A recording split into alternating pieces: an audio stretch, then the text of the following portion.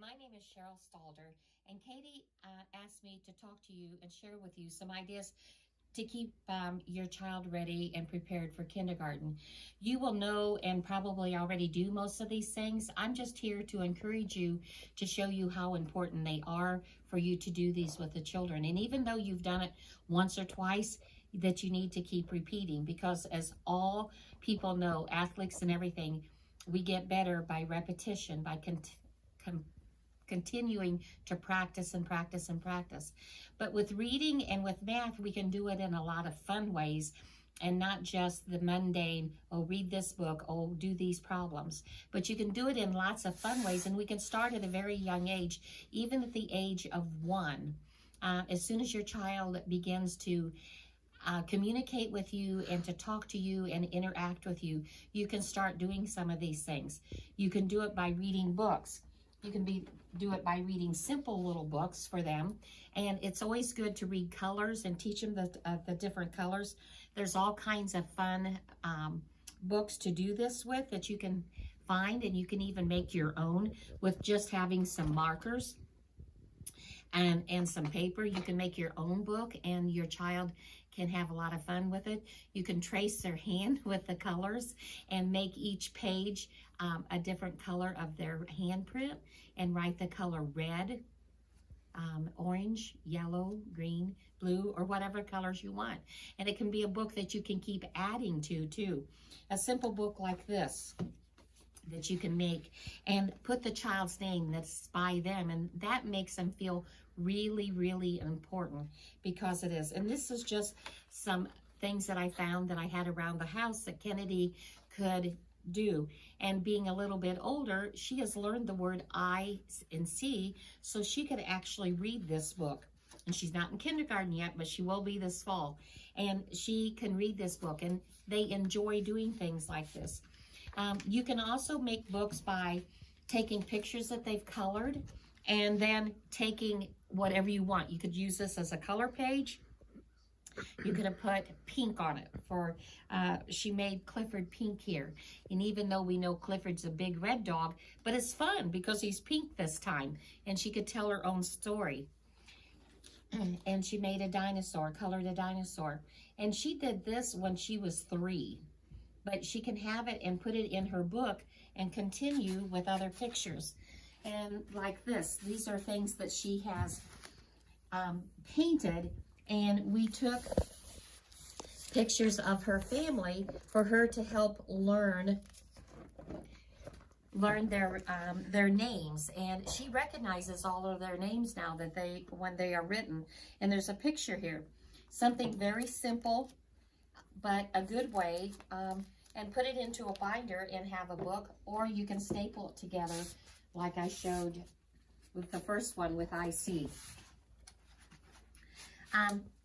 You can also, when they're starting to learn to read, and I did this with my preschoolers who were all 4 and 5 this year, and we took and I made sentence strips, and they glued their pictures on, and then we cut them apart. They got to cut theirs apart, and after they cut each one apart, we made a sentence strip booklet, and they were able to read these. And they also colored, they were learning the color words, so they colored the bee yellow, they colored the fish blue, they colored the little thing pink, and the bat they colored gray. And then we put them together like this, with their name on it, and we stapled it, and they had a little sentence strip. Here's another one that they worked on, that they did with their words, and they colored them, and even another one. So you can do all kinds of things with just things you have around the house. You don't have to go and spend a lot of money to do these things.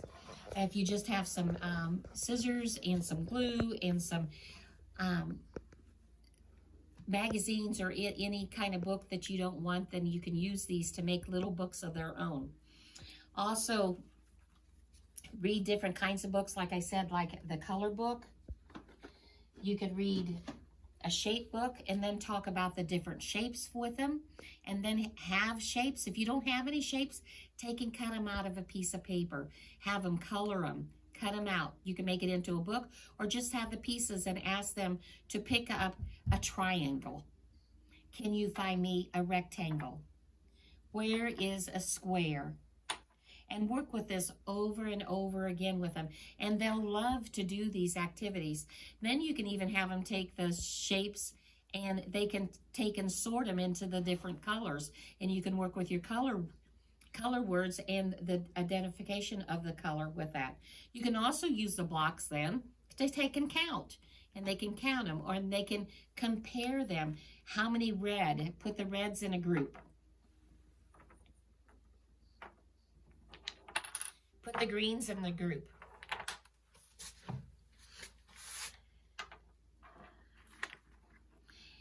And it's also good when you have ones that are of different color, because green comes in a lot of different colors. Red comes in a lot of different colors.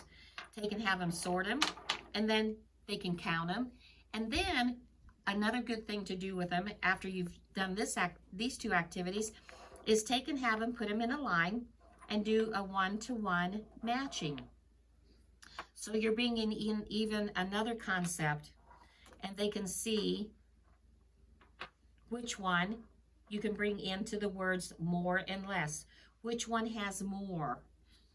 Okay, and you can take your hand or a piece of paper and put it down so they can see which one has more. The red one has more. Okay, then how many more does it have? 1, 2, 3. Okay, how many green ones were there? 1, 2, 3. How many match the green ones? 1, 2, 3. So you can do all kinds of things with just the things around your house. You can take their animals that they have. I'm sure either their animals, or if they have little ducks, or they have something else, you can take and have them count them. You can have them take and put them into groups, like this group over here. Come here, horsey. This group here are farm animals that you could say. You could have them say what the animal is. And then you could even work in the alphabet after you worked with the math of sorting and counting. You could work with the alphabet and say, okay, what's this? A sheep or a lamb. Okay, what's lamb begin with? O, L-L-O, lamb. What's this? Horse. What's horse begin with? H-H, horse. And you're playing, but you're also teaching at the same time. And they have more fun with it this way. Okay, this is a farm animal too. It's a rooster. But how is he different? Well, he's different because he's made out of wood and he's not plastic. So get them to talking about the different attributes of the things that you have that you're working with. This will help them with comprehension in their reading. So math and reading do go together. There's a lot of things that intertwine and work together. These animals here, ask them what they are. Well, they're wild animals. They're animals that you wouldn't normally find on a farm around here. And what are these? Well, these are dinosaurs. And then, why is this guy over here all by himself? Well, he's in the pond. He's a turtle. And you can talk about it. Then you can go into talking about where they live, and you could go visit a pond. And if you don't live on a farm, you could go visit a farm. You can go to the zoo and see, oh, you have this at home. Did we see any of these at the zoo? Or at the zoo, you could say, do you have this animal at home? Get them connected with the world. They're not only in their home in a little tiny spot, but we're connected with everything in the world that God has made and given to us. Okay, let me move these out of the way so you can see this. Okay, here, my granddaughter, need to move this one over here, it fell down. These are things that she sorted for me. She sorted them by colors, so you can work with color sorting. And if you don't have colored paper like that, just take crayons or markers, and you can draw circles on a piece of paper.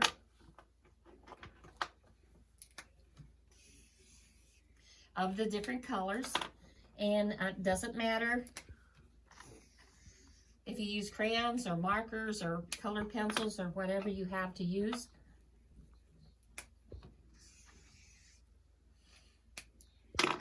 And you don't have to do all of the colors at once, but you can draw colors like that and have them sort them on the piece of paper like this.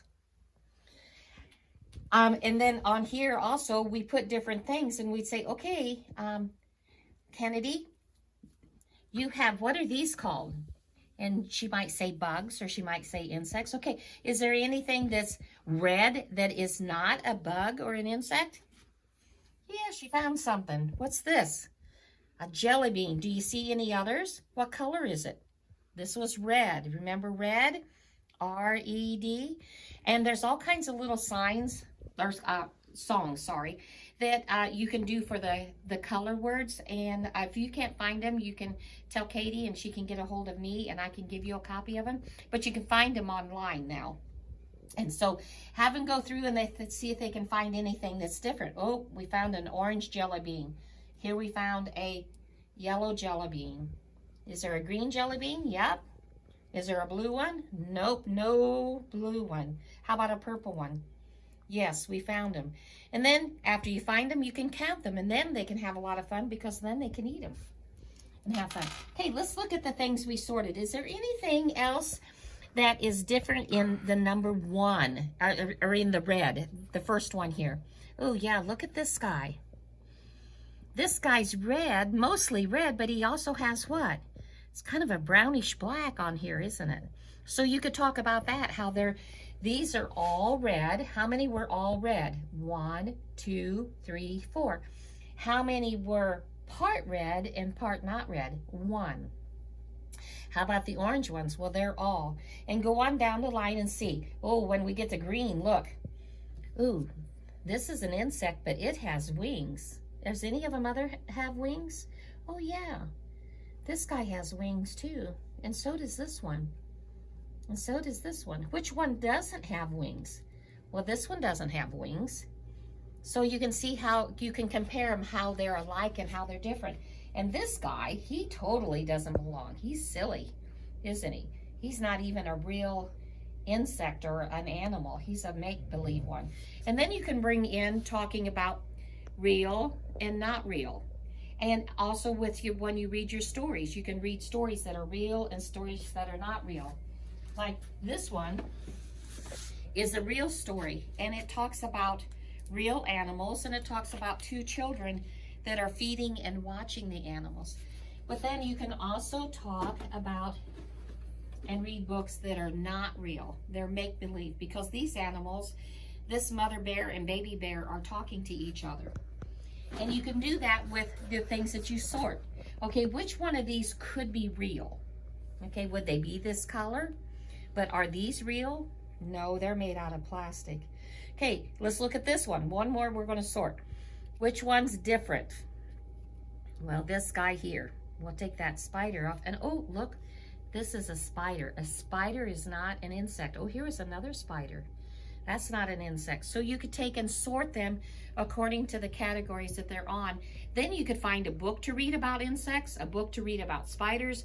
You could go outside and see if you could find any and look at them, and maybe even put them in a jar for a little bit and to see if you can count the 8 legs and the 6 legs. And if you don't want to do it, maybe Dad will do it with them. Okay, I'm not sure my daughter would like to go find a spider and put it in a jar. And Stacy doesn't care that I say that because she is the one videotaping me. Okay, then this one is different. What is different about this one? Well, this is a dice and it has spots on it. Then you can count the spots, and these foam dice are really nice and they're very inexpensive to purchase.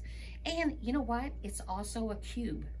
After they learn their shapes of the circle, triangle, square, rectangle, and rectangle can go either way.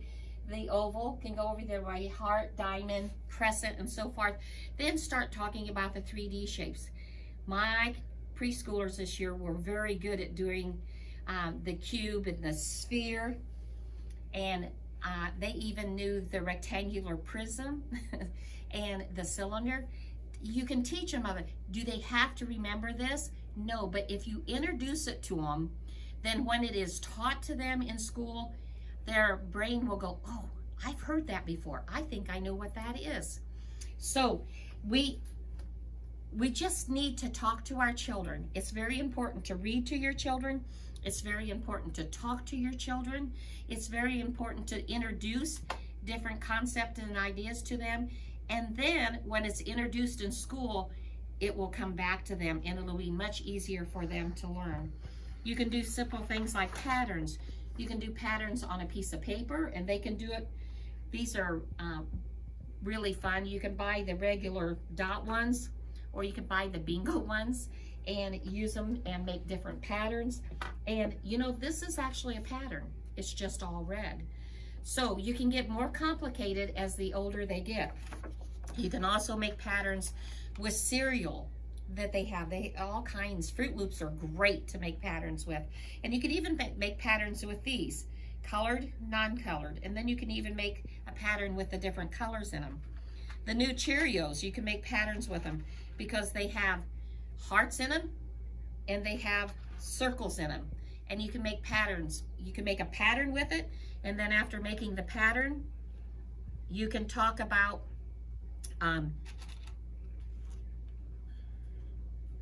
making a pattern with them. Then you can discuss the pattern, you can discuss the shape, and then you can count them. So there's another thing that you need to introduce to your children before they go is,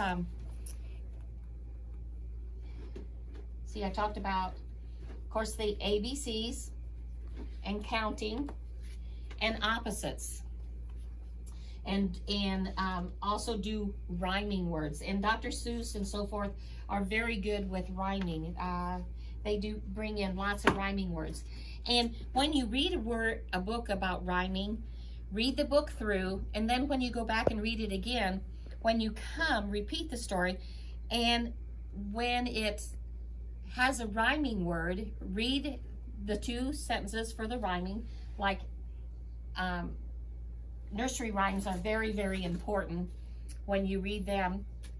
And when you read read it through, and then when you come up again and you read it, it's like Jack and Jill went up the hill to fetch a pail of water. Jack fell down and broke his crown, and Jill came tumbling after. Okay? What rhymed with hill? Jill. Okay? So, here, Georgie Porgy, pudding and pie, kissed the girls and made them cry. What rhymed with pie? Well, cry. Always say the first rhyming word, so the second rhyming word you had just said a little bit before that, so it's easy for them to get it. And then repeat them. Pie, cry. What do they do? And then have the children say they rhyme. This will really help them in their reading. Read the story, reread the story. And then not only finding rhyming words, but you go back and when you reread the story, talk about, you can look at the items in the book. Okay, what did we find on this page? What is here? And not only that, you can say, ooh, look at the character, look at the animal or the person that's in this story. Can you describe them to me? Can you talk about them? Tell me something about this character. What were they? Were they sad? Were they happy? Were they silly? And with this helping to describe the character or the setting or what else is going on in the picture will help them with comprehension when they get older and have to do this in school. You can play lots of games and entertain them in the car. That's how my children learned a lot of things, and even my grandchildren. We would play like, I see something blue, and then the other children would have to find what was blue in the car. Or we would play, I found an A, and they'd say, there it is, it's on that sign. And they didn't even have to read the word, they just found the letter A, and then they'd say, your turn, Mommy, you find B. And then I would have to say, find a B, and I would point to the sign, and then I would tell them that it was their turn to do C. You can play different games like that, or you could say, one child take one side of the car, the other take the other, and count how many animals they see, and see who finds the most by the end. It's never too early to introduce rhyming. because you're doing your I'm sorry, she just gave me a sign. Your nursery rhymes. So, and in the nursery rhymes, you're rhyming, and in books, you're rhyming. So it's never too early to introduce rhyming. It's never too early to introduce opposites by just how they feel. It's never too early to have them describe an object or to find an object. Like with all of these things on here. Can you find a duck for me? Can you find a duck? And have them pick up a duck. Okay. It's never too early to do one-to-one matching or shapes or the size of things or even simple adding and subtracting. Like here, let's see how many are in this egg. Let's count them. 1, 2, 3. How many were in the large egg? 3. Okay, let's see how many's in the small egg. Ooh, I'm adding 1 more. So what would 1 more be? 4. So you're actually doing a math problem, but you don't have to make it difficult. Just then count. 1, 2, 3, 4. 3 and 1 more makes 4. So, and you can also do that with subtracting. Okay, we have 3. Let's take 1 and put it back in the egg. We have 4, I mean. Take and put 1 back in the egg. How many do we have left? 1, 2, 3. And then repeat. 4, take away 1 is 3. And you can start this at the age of 3 or 4 very easily. Remember also to do patterns. Okay, these are just a few of the different things that you can do to help with good eye-hand coordination. Making the patterns and doing all of this is helping with eye-hand coordination, which will help your child to read and will help with their coordination.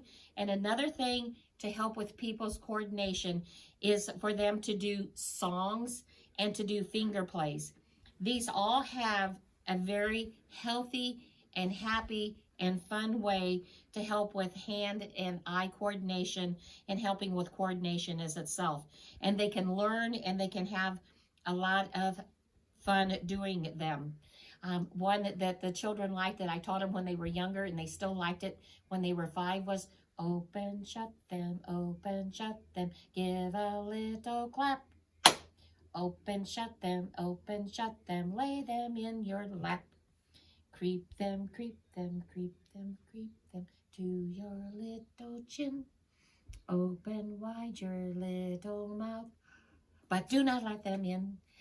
And this is also helping with making sure that your child can do cross midline, which is an important thing to do. So remember, talk to your child, listen to your child, play with your child, love your child. These are all things that will help your child be ready for kindergarten. God bless you and have a great day.